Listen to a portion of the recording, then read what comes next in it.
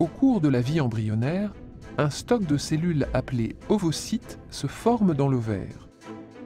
À partir de la puberté et jusqu'à la ménopause, un ovocyte est expulsé chaque mois par l'un des deux ovaires. Il est recueilli par le pavillon de la trompe et devient un ovule.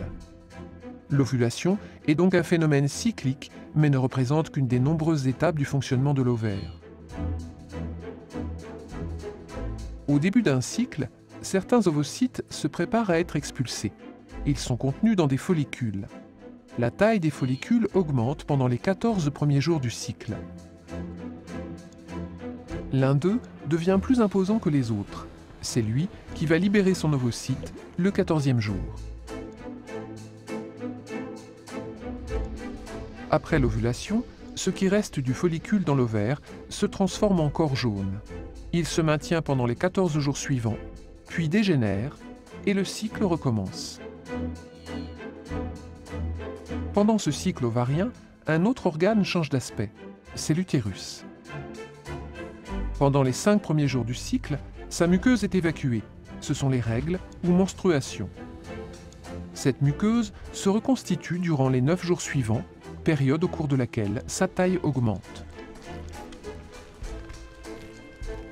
Après l'ovulation et pendant les 14 derniers jours du cycle, la muqueuse change d'aspect. Elle forme une dentelle utérine très vascularisée. Ces transformations la rendent apte à recevoir un embryon au cas où un rapport sexuel non protégé s'est déroulé, donnant lieu à une fécondation entre l'ovule et un spermatozoïde.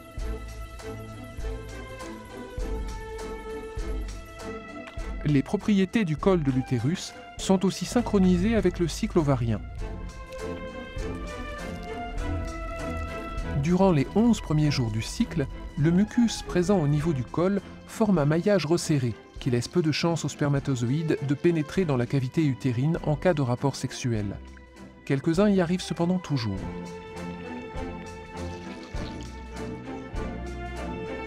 Dans les quelques jours autour de l'ovulation, du 12e au 16e jour environ, ce maillage se relâche. On dit que le mucus, ou glaire cervicale, devient filant. Il laisse passer les spermatozoïdes beaucoup plus facilement. C'est le moment où une fécondation a le plus de chances de se produire et de donner lieu à une grossesse.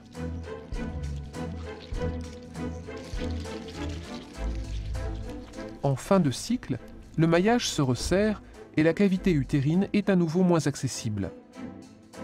Le synchronisme des cycles ovariens et utérins ne doit rien au hasard. L'ovaire, au cours du cycle, sécrète en plus ou moins grande quantité 2 hormones dans le sang qui vont agir sur l'utérus, les œstrogènes et la progestérone.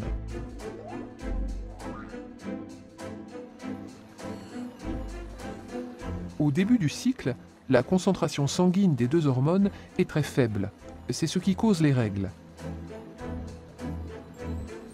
Les œstrogènes sont surtout sécrétés pendant les 9 jours suivants. L'utérus réagit alors en régénérant sa muqueuse.